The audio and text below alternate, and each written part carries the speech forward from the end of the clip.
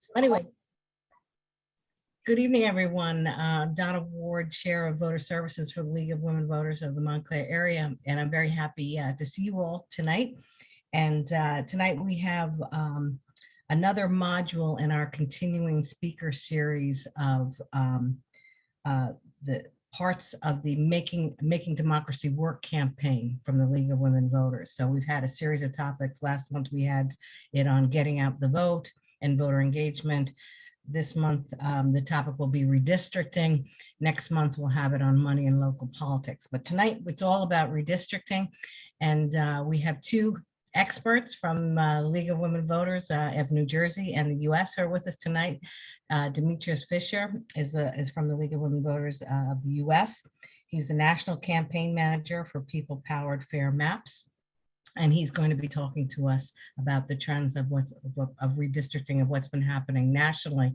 And I told Demetrius, I hear, depending on what news outlet you listen to, it's either one of two stories. Either, the sky is falling and the whole, all of the US is going to be gerrymandered, on totally partisan lines this year. Or the other thing is, don't worry, all of it has been overblown. And frankly, there are going to be very few, real changes to the map. So it'll be interesting to hear Demetrius' perspective on, what's been happening nationally.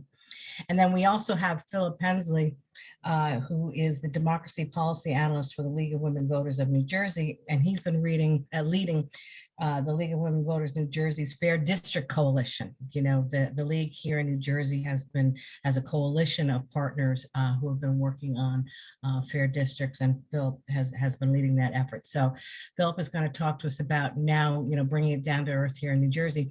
There are going to be changes to our maps, and and will affect us here in our league. So we're going to make sure that everybody understands if your congressional or state legislative districts are changing, that you understand what those changes are. So as we go now into the primaries season here in New Jersey, it's important that when we work with voters that we can help steer them to knowing who the candidates are and what districts they're in, et cetera. So with that as background, good to see everyone tonight. And I always suggest for these speaker series that it's best if you put your view in speaker mode rather than in gallery mode, so you can see the slides, because both gentlemen will have slides tonight.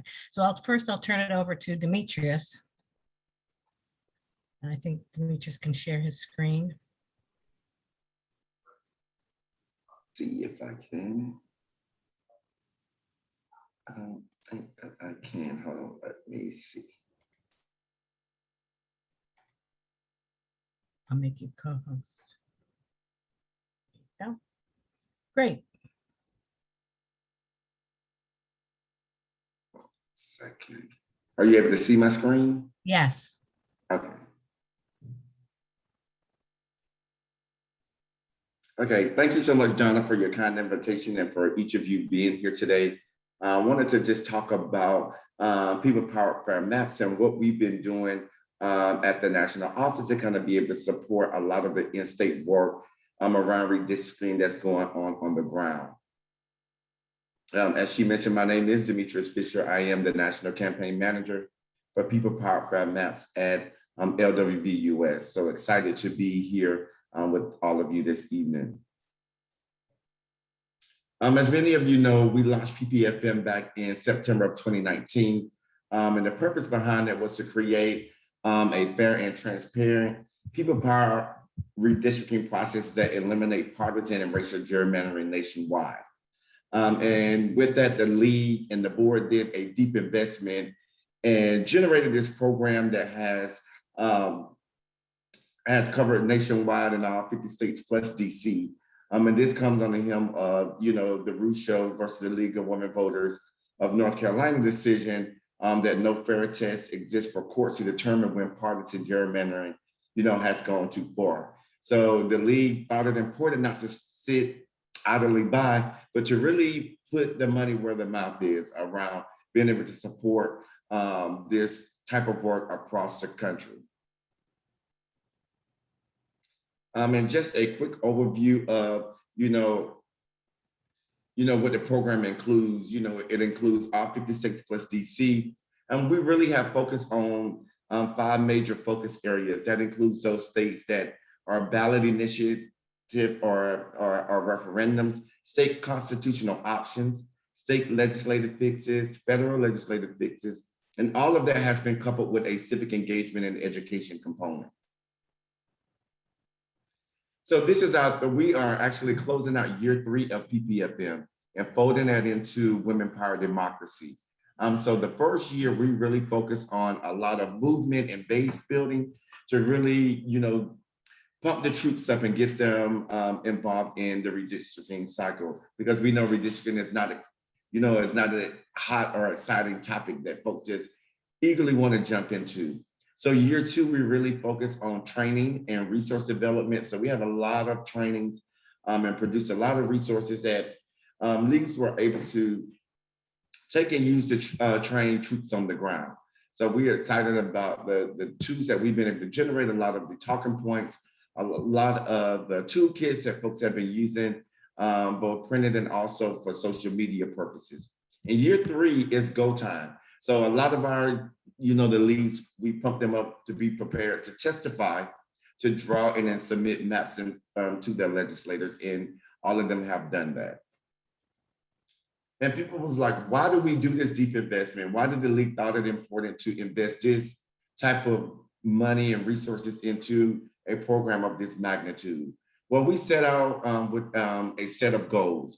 We wanted to expand the league's reach through the redistricting program. We wanted to build a national movement via this effort. We also wanted to build coalitions across the country. We want to create awareness on the issue of redistricting.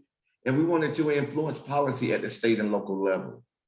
And with anything, we wanted to be able to measure the impact and the success of a program such as this. So we, our leagues were asked to work around a set of metrics. So we wanted to think about how many individuals, how many individuals we've been able to engage that attend our events, that participate in our events online or other programs. We wanted to track the number of volunteers that come and volunteer their time to the league, both members and non-members. But we wanted to see and increase our partner reach. Who are we working with across the country, and where are the gaps, and where do we need to make those connections?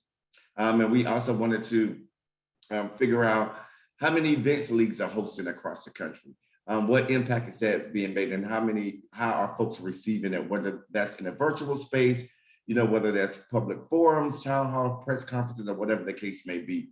And we also finally wanted to track how many meetings we were having with stakeholders, how many meetings we was having with legislators, elected officials, and their staff, because that's where the real impact comes, because a lot of states don't have independent redistricting commissions. So the legislator is left with the liberty of approving those maps.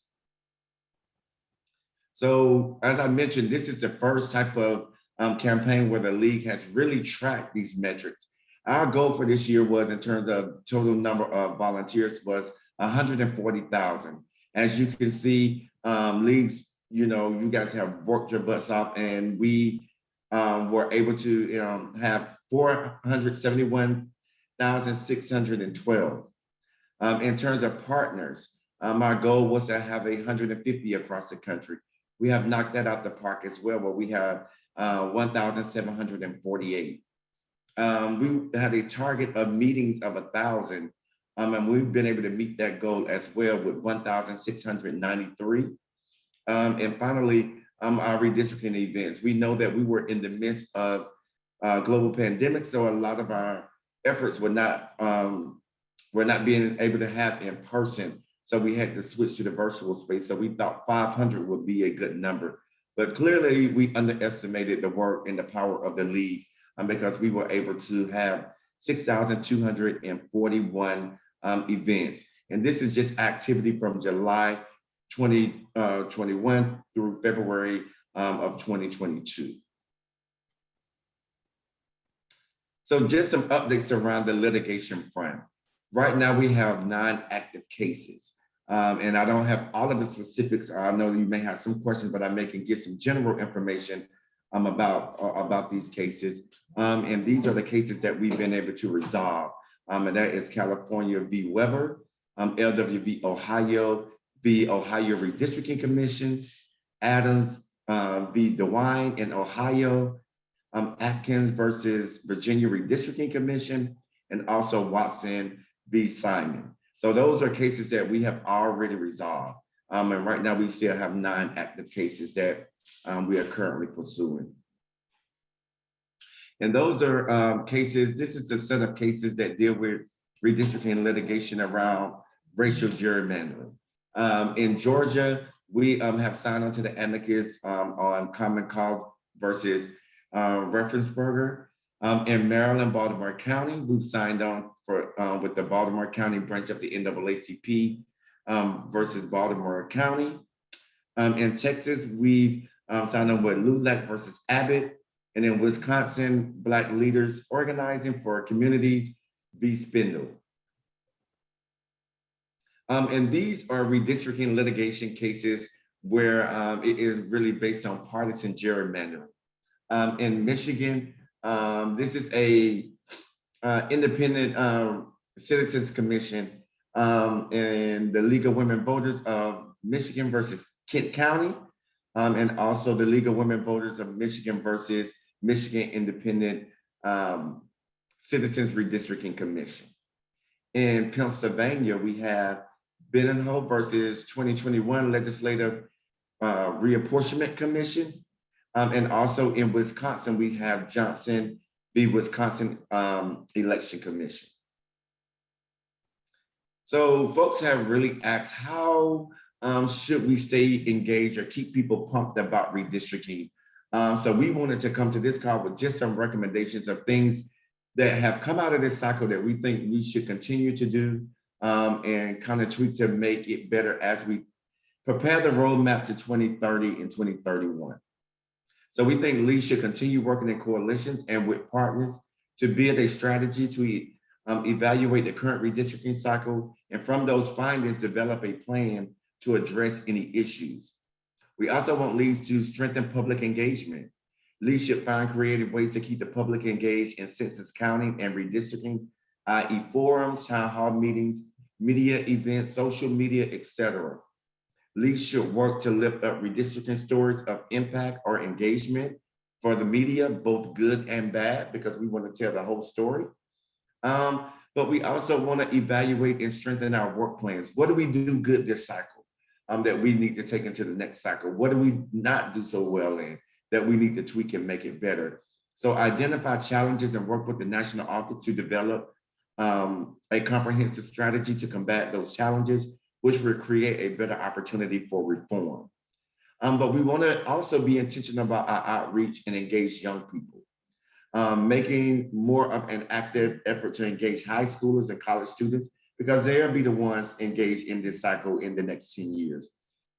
In both census counting and redistricting, which is a hot topic that has come up often in conversations, both internally and externally with, our partners, and also, just in the coalition. So we want to identify and begin to build relationships with youthful organizations, engage them in the census and in our redistricting advocacy work. And ways that we have started to think about that and do that, we do have a community call related to redistricting on March 29th at 5 p.m. Eastern time. And once I finish, I'll drop that registration link in the chat. And this is an opportunity for us to do a review on redistricting and how leagues have used redistricting to be a power and are leveraging it for the upcoming election season. We're excited that we will have speakers from LWV Maine and also LWV Washington. And we ask that you join us, and it's open to all league members. So we encourage you to join if you want to hear what's going on more deeply around the country and what's going on. So I'll drop that link in the chat so that you can register for that call next week. And then if you need to contact me, here's my contact information. You can reach me by phone at 202-935-4624. Of course, my email address is dfisher@lwv.org. And if you want to know more about People Power Fab Maps and what our next steps are, you can go to www.lwv.org/People Power Fab Maps. And there you can sign up for our newsletter that we were sending out monthly, but now have moved that to quarterly. And that newsletter will go out in July. We also are gearing up for the National Convention in Denver in June, where we will have a specific PPFM session, where we will be providing all attendees with updated PPFM swag and paraphernalia, but also providing you with what we are calling an impact report. So we've done a deep digest of all of the work that we've been able to do over the last 3 years and put that in a report form so that we can share it out both internally and with our external partners and also funders. So that is what I have right now. So thank you so much, Donna, and I'll turn it back over to you. Thanks, Demetrius. I know you're probably going to have people who want to have questions, but maybe we should hold off on questions until we have Phillip speak, so we get the full picture. Because I do have some comments and questions, Demetrius, for you. But why don't we wait, Phillip? Why don't we have you speak on the New Jersey front, and then we'll open it up. And if, as people are thinking, feel free to drop questions in the chat, or if not, we'll just open it up after Phillip is finished speaking, and you can ask questions of both speakers. But thank you, Demetrius. Thanks, Donna. So yeah, I guess I'll just go ahead and share my slides and talk a little bit about redistricting in New Jersey this cycle. What happened, what we learned. I'm going to just start off with a little quick review of the redistricting process, how it works, and what Fair Districts New Jersey did. Then talk about the congressional map, talk about the legislative map, and conclude by looking at some lessons learned and some of our achievements. Also going to have an opportunity at the end, like Donna said, to take questions and maybe dive in to specific questions about how the districts changed in the Montclair area, because there were some big changes actually, especially on the legislative side. So redistricting overview. In New Jersey, redistricting is done by 2 partisan commissions. Those commissions and the commissioners are appointed by the Republican and Democratic state party chairs, respectively, and or by the state legislative leadership. It's a slightly different process for the Congressional Map Drawing Commission and the Legislative Map Drawing Commission. Current elected officials are and did serve. That means politicians have the ability to draw lines that either they will run in or that political allies will be affected by. The commissioners and the commissions also have minimal public process requirements. That is to say, transparency in meetings. They don't have to, by constitution or by statute, hold much in the way of meetings. Each commission, however, does have one independent tie-breaking member appointed by, in this case, the New Jersey State Supreme Court. And those independent members have a lot of influence and determine a lot about how the commissions conducted their work. So Fair Districts New Jersey, as Donna mentioned, is the statewide coalition that the League helps lead, convene, and organize of organizations advocating for fair maps. The Fair Districts New Jersey Coalition advocated for a process that prioritizes public engagement, that advocated for more public meetings to allow people to weigh in. And we're proud to say that we succeeded in that. Both commissions for the first time agreed to hold at least 10 public hearings each, which is more than they ever have before, a mix of in-person and virtual hearings. And we saw that the public was really engaged and turned out. Furthermore, the Fair Districts Coalition advocated for a certain number of principles that we think should govern map drawing, because, as Demetrius was saying, following Russia, there's no federal ban on partisan gerrymandering, and we don't have in state statute or law strong parameters on what they can do and what they can't do. So we advocated for a racial equity provision that the commissions draw maps that reinforce the principles of the Voting Rights Act, ensure people of color and historically marginalized communities have an equal opportunity to participate in the political process. We advocate, and this is a league-wide thing, that districts should be drawn in a way that preserve communities of interest, that don't unnecessarily chop up communities among multiple districts, and so that they're able to elect people that represent them. Finally, we advocate for a nonpartisan plan that doesn't favor or disfavor any office holder, any candidate, any political party. How did the coalition do that?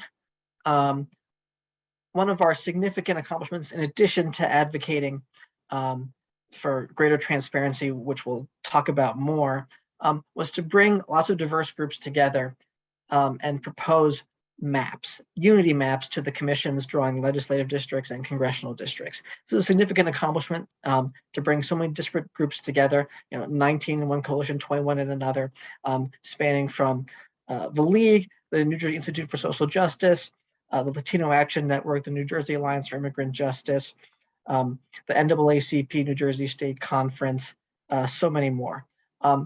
This would not have been possible without the work of fair districts over the past 5 years, the support from PPFM and LWVUS. And the League has really helped to lead the conversation on redistricting reform, deliberate over these nonpartisan principles that should govern redistricting, and be that convening force to bring people together and agree on a proposal, which, as we will see, did, in certain respects, end up influencing the final maps.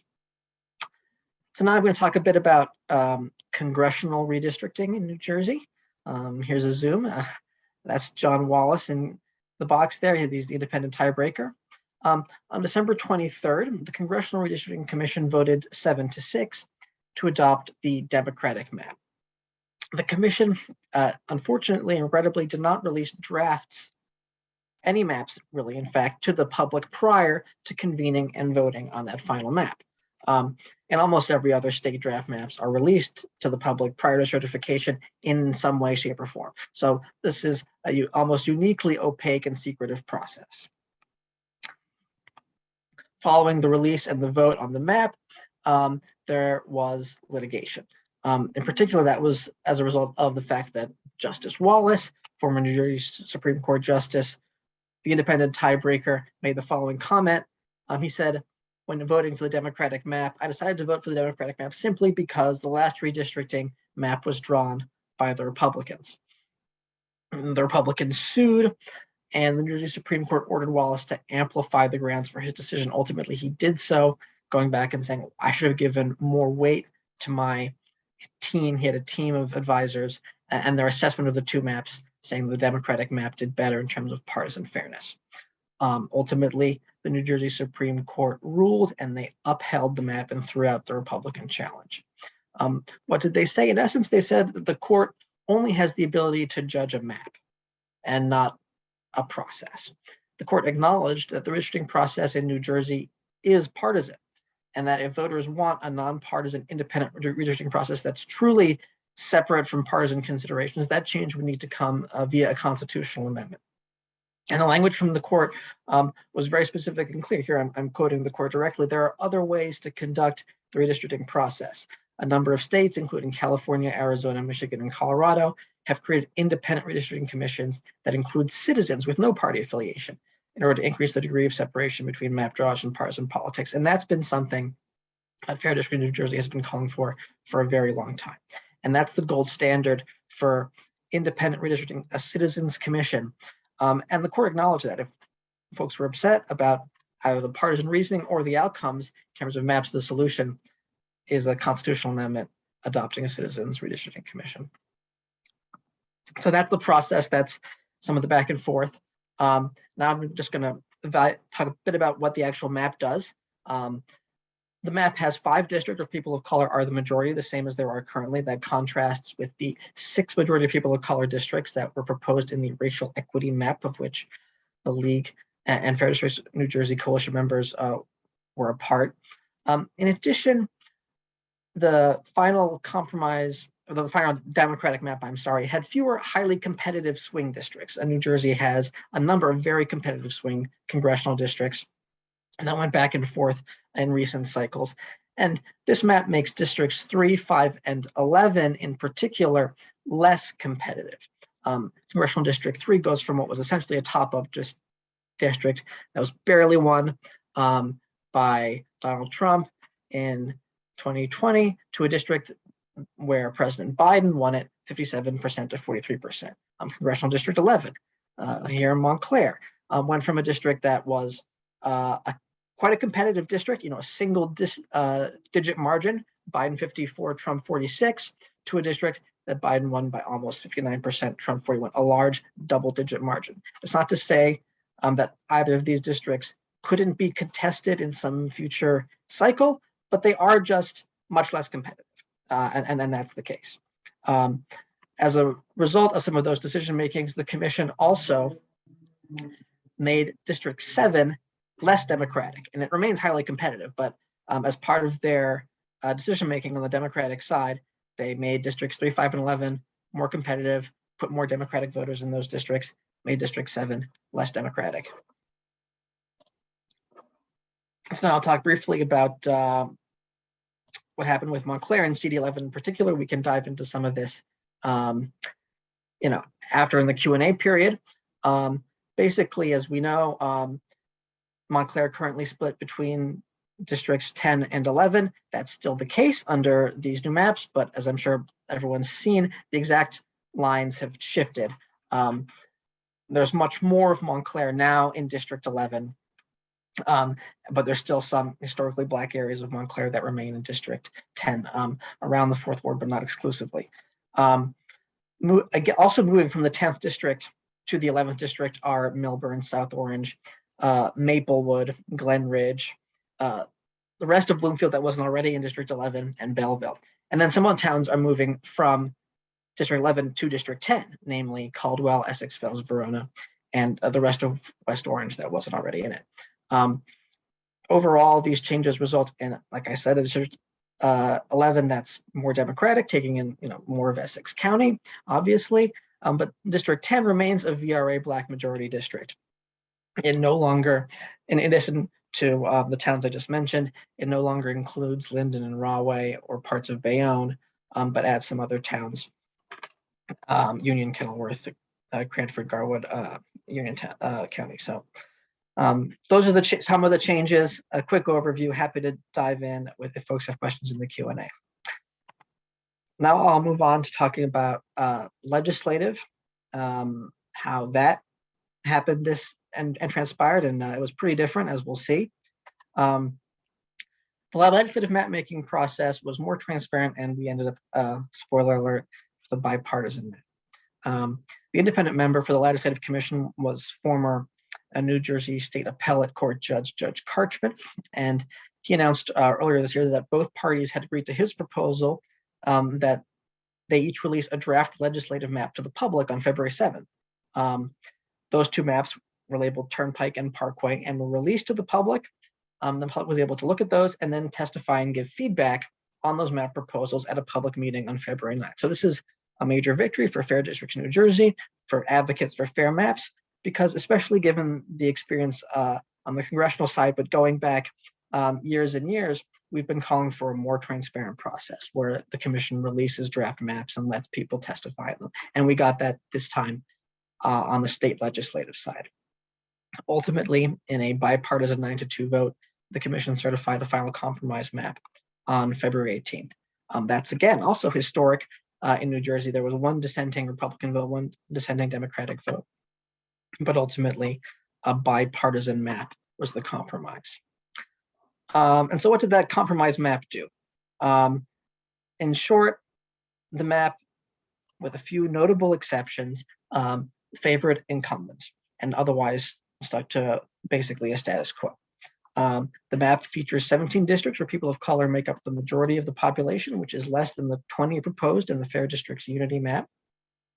But to the point on incumbency, only 7 incumbents are moved from their current districts by the compromise map, which is fewer than the 8 displaced on the Democratic map proposal we saw earlier in February and the 11 displaced in the Republican proposal. So we see when the parties come together and compromise, they're basically orchestrating a little bit, and each side's incumbents are protected. Although the map is relatively balanced in partisan terms, which is worth noting and acknowledging, it does also fail to create those additional majority Latino districts, majority Black districts, or an additional Asian plurality district, opportunities for which existed throughout the state and all of which were demonstrated in the Fair Districts Unity map. One effect of the choices that the commission made was to engage in some degree of packing. And packing is obviously a practice in redistricting where a group or community is concentrated into one district, thereby mitigating and diminishing their ability to elect more candidates proportional to their share of the population. So in the compromise map, people of color are packed into a smaller number of districts, in particular, the 28th district in Essex County, the 33rd district in Hudson County. The 28th district is 72% Black, and the 33rd district is 68% Hispanic. And that contrasts with the fact that in the Fair Districts Unity map, we had 3 majority Black districts, as opposed to, in this map, 1 majority Black district at 72%. In our map, we had 4 majority Latino districts, as opposed to the 2 that exist in the final compromise map. So what does this mean for Montclair? What does this mean for the Montclair area league? As again, I'm sure all of you know by now, Montclair is in Legislative District 27, and it's been moved. The new Legislative District 27 is composed of Milburn, Livingston, Roseland, West Orange, Montclair, and Clifton. As a result, it puts Senators Cody and Gill in the same district. So that is the exception, one of the exceptions I was alluding to earlier, where in some cases, some incumbents were put together. This is the case of 2 Democratic incumbents being drawn into one district. And then getting to the point I was just making about packing, the draft map from both parties would have added Irvington and Hillside to the existing 27th district, creating a plurality Black district. But Senator Cody and others objected. They objected in public. They submitted testimony to the commission in articles, and ultimately, in the compromise map, both parties backed off of that potential configuration. They backed off of creating a new plurality Black district, and the final map instead does this. It puts Montclair and Clifton, moving them from the 34th district into the 27th. So I'm going to wrap up by talking about some of the lessons learned and some of the achievements. So communities of interest. With more community input and greater transparency in this process, we achieved a lot, but more is needed. What we saw was that community testimony was heard and incorporated, at least to some degree, but some communities were still unnecessarily split. I'll point to some specific examples that we highlighted in our unity maps and our community maps, which were reflected in the final districts. For example, Camden and Pennsauken, 2 towns identified community of interest, working with the NAACP down there in Camden County, identified that. They said they should be in the same district. In the final map, they are. And that's actually a new majority people of color district in South Jersey. But then there are other communities, West Windsor and Plainsboro just being an example, that remain split in these new maps. This just demonstrates the impact of both the Fair Districts Union map and the community maps we submitted, but it also shows that there are still opportunities to get involved in the process, for comment and participation to have an influence, and for people's voices to be heard. For that really to be the case 10 years down the line, we need more transparency and more opportunities for public comment and participation, so that even more of the public suggestions get incorporated into final maps. So we achieved more public hearings than ever. The Legislative Apportionment Commission released the 2 draft maps, a big achievement, gave the opportunity to weigh in. That's an unprecedented level of transparency for New Jersey, but there is still a fundamental need for reform. And even when the process, works in quotes, as we saw with the bipartisan compromise map on the legislative side, a bipartisan map is still a map fundamentally drawn by and for the political parties. And there is a better way, as the New Jersey Supreme Court has acknowledged, and that's a Citizen Redistricting Commission that's fully transparent, incorporates public testimony, and can draw fair maps to represent New Jersey. So with that, I'm gonna close out. I'm happy to take questions. Happy to look at specific districts, whatever people want to talk about. Great.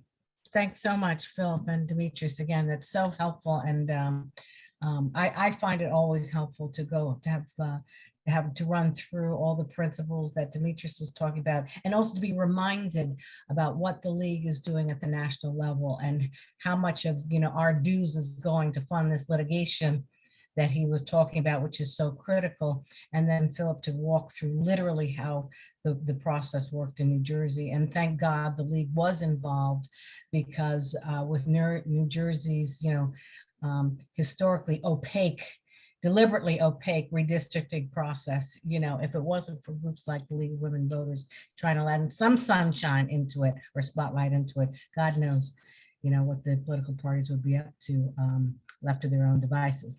So with that, I'm going to open it up to questions. What questions do we have for our speakers? Since we have them both here, does anybody have questions for our speakers? I have a question for All right, go ahead, Doris. Yes. I've been trying to figure out what district I'll be in, and the map seems so crude that I can't really, I was in the 10th district, and I can't really tell whether I'm still in the 10th or if I moved to the 11th. Will that be refined at some time soon? Well, Phillip will tell you, he can tell you right now, probably what. Well, I don't know your address, so I may not know exactly. If it's a question of, the line is redrawn in Montclair maybe, and you don't know exactly which side of the line you're on. I don't know if the chat is available, but what you can do is you can go to newjersey.redistrictingnu.org, which is a website that we have with the help of, for fair districts, with the help of the CUNY Graduate Center. You can just put in an address and that will tell you. And that way you'll be able to see. You can also just zoom in on the map on that website. And it should show you, you can find where you live and which district you're in. You know what I'll do after this, Phillip, I'll get that from you, that link from you, and then I'll send it out to all the registrants, so you literally everyone can click on and just double check to make sure that that your district hasn't changed or what district you're currently in. Great, thank you. Ron, did you have a question? Yes, please. Phil, on your last point, the very last thing that you said, that there remains to be done the establishment of an independent citizens commission. So what are the plans? What is the league planning for over the next 10 years with regard to that goal? Yeah, I think that's a good question, Ron, for both Phillip and Demetrius. So maybe Phillip first and then Demetrius at the national level. Go ahead. Yeah, no, super important question. And I think for fair districts, it's going back to, when we were started 4 or 5 years ago, before I was involved, right? That's what we were talking about. We were talking about reforms to the system and a citizen redistricting commission. Over the past year, we've been working within the confines of the existing redistricting process. And you're right. The focus shifts back now, and the advocacy to state legislators, because we don't have an initiative process in New Jersey. We can't get the constitutional amendment on the ballot that way. We have to go to the state legislature. And the advocacy is going to, from the league and from fair districts as a coalition, is going to be very specific on these points that, frankly, we don't get the protections of the Voting Rights Act getting chipped away at in the federal courts. We saw that just today, right? We don't have a full, transparent, participatory redistricting process in New Jersey, as we saw, especially on the congressional side this year. And that's why the league and all of the members of the coalition are going to be lobbying and going to be advocating and going to be calling on all of you to lobby and advocate for a constitutional amendment. Talk to your legislators and tell them we need a stronger and fair redistricting process in New Jersey. Thank you. Demetrius, what then at the national level? What are the league's plans for? So the league's plans are, redistricting for us has always been a top priority, and it's not going anywhere. So what we're doing now is mapping out what needs to be done between now and 2024. We plan to relaunch in 2025 with a massive campaign. I guess I'd say PPFM 2.0. So this cycle, we started out 3 years in advance, and we know that we need more time. So we're gonna do the 5 years out and start continuing to engage folks, but we're gonna still be providing trainings because we know that redistricting looks very different in all states across the country. Some states are not gonna be finished with the process until 2023. And some states are already tied up in litigation at this point, so we don't have a specific time limit when things may end. So what we're doing is working with the states. So we're taking it state by state and helping to develop a strategy that will produce hopefully some reform. And that includes, resources that we try to provide to the states through pass-through grants. If they're, trying to provide communication support, on the staff side, of course, litigation and that sort of thing, but also these fights, we can't do it by ourselves. So making sure that we have a diverse group of partners that we're working with and that sort of thing. So we are trying to go at it at all angles and not leaving anything untouched. Can I just? Yes, Ron, go ahead. Yeah, you say all angles. You may recall that the For the People Act would have solved this problem because a portion of that legislation would have provided for a uniform definition of independent redistricting commissions that would apply to every state uniformly.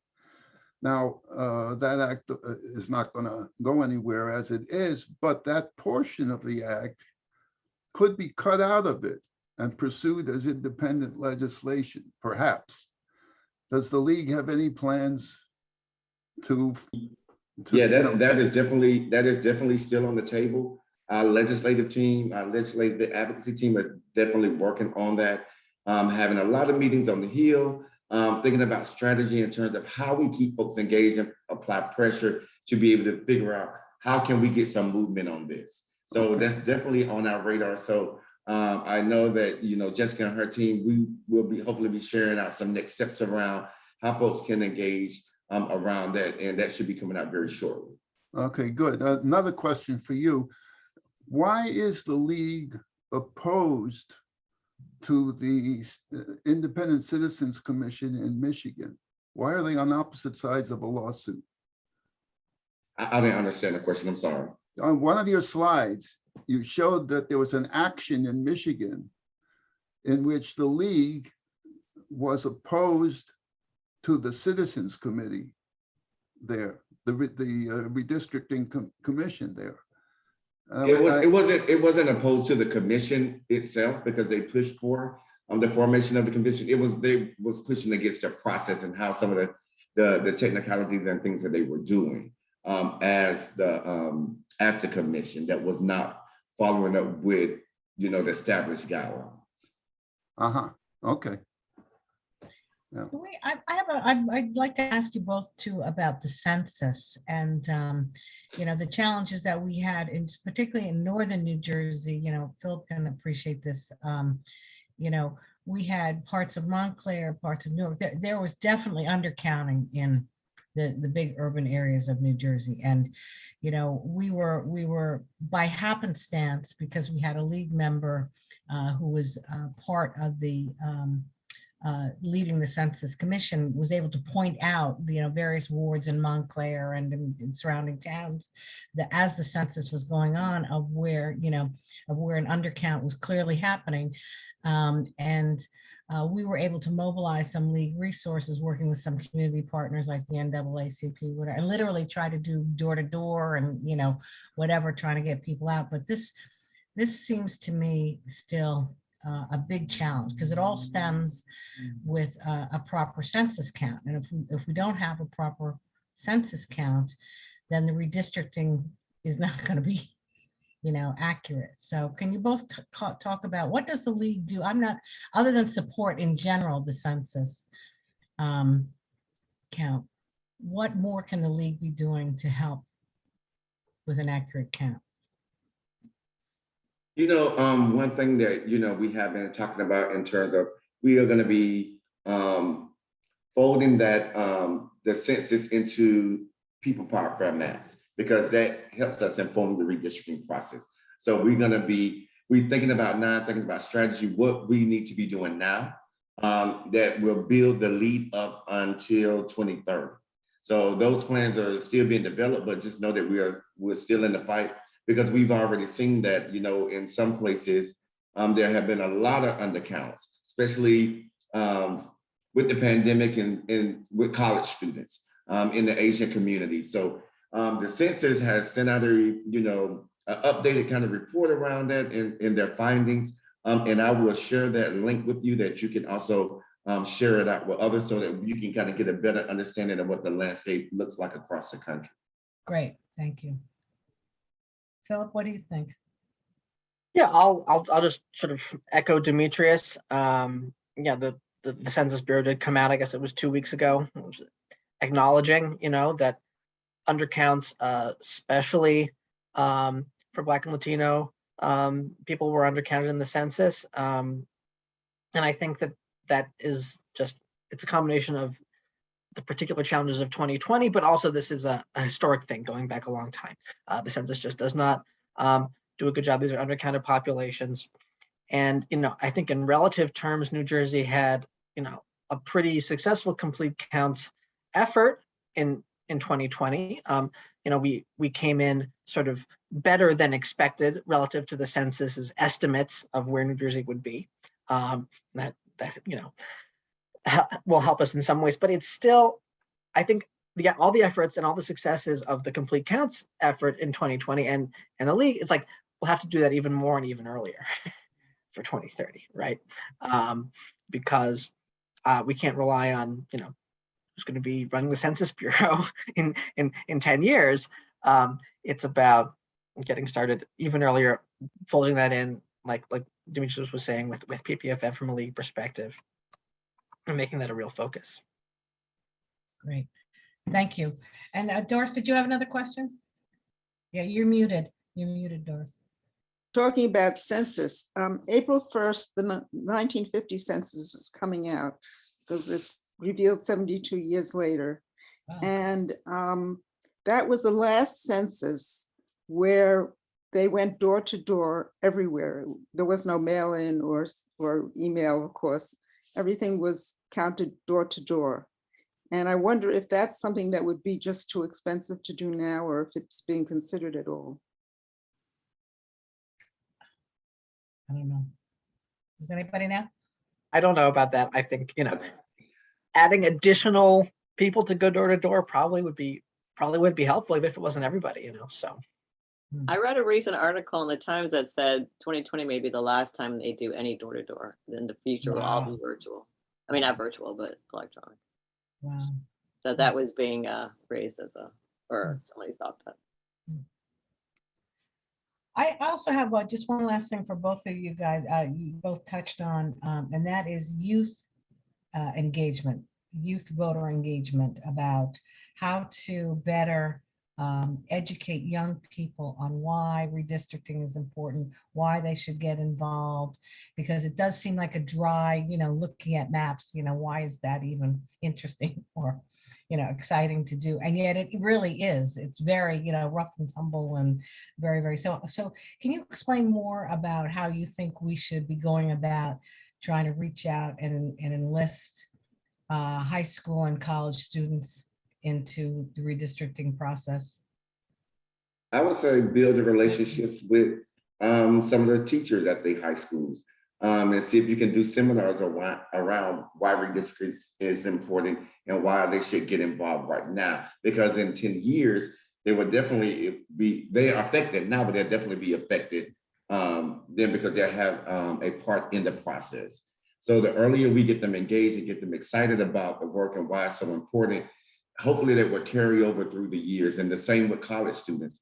So I know that I can't think of which state it was, I know that they were going to high schools and doing forums, and they was doing that as a part of their voter registration piece. Like, I guess a team was doing voter registration, but you also had some teams that were going into social studies classes and giving presentations around redistricting and that sort of thing. So and then also that may be an opportunity for us to reach out to, there's some mega churches. See if they have youth groups that you can go and do presentations to.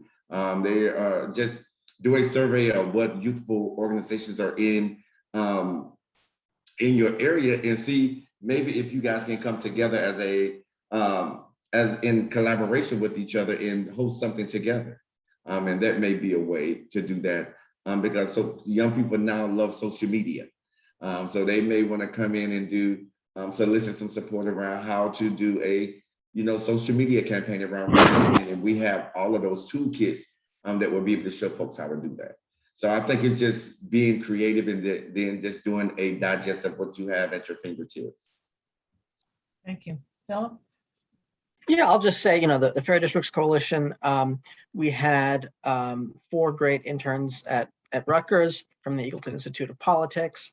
And I think that was in a partnership, they had all taken a class. They'd all gotten familiar with some of the mapping software, because that's the other challenge too, Donna. It's like, it can seem dry, but also it can be technical and require sophistication. But it's, working with these institutions, getting people with a little bit of a knowledge base, and then showing them that they can have a really big impact.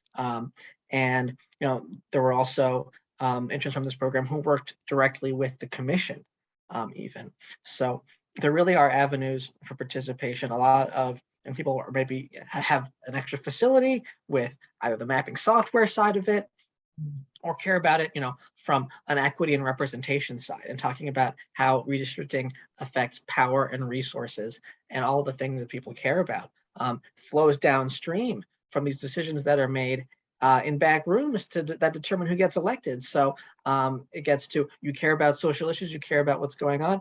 It's affected and impacted by redistricting. Right. Yeah, and I would just add, I know our state redistricting champion in South Carolina, who's a professor at Clemson. He solicited some of his students that came on to be a part, and they did all of the mapping pieces for them. So it's about relationship building and seeing who will buy, and then just having those conversations with folks, because I know, especially in this space now that, everything is pretty virtual, I think folks will be more willing to, to engage and be in the process, especially now that they see all of this going on in the news around redistricting. This is now the time to engage people why it's such a hot topic. Agree. Thanks, Demetrius. Jeanette, did you have a question or comment? Yes, I did. I thought Phillip and Demetrius did a fantastic job with their presentations. And I'd like to know, is it possible to get your PowerPoints? Thank you. So, yeah. Always are very good about sharing their materials, because they know that the most sincere form of flattery is plagiarism. And so when they share their materials with us, we use them. Believe me, they'll be good to put use. Great, thank you. Is there any other questions or comments that anybody has as we draw to a close? No? Okay, great. Well, thank you again so much, Demetrius and Phillip, for sharing. So it was so informative and very, very helpful. And you spoke so clearly on what are not easy issues. And I hope that everyone is clear what districts they belong to now in our area. And if not, I will put in in my follow-up email how you can check them and put in your address to make sure if your district has changed. So thanks, everybody. And Thank you. All right. Thank you both. Thank you. Thank you. Good night. Good night. Thank you.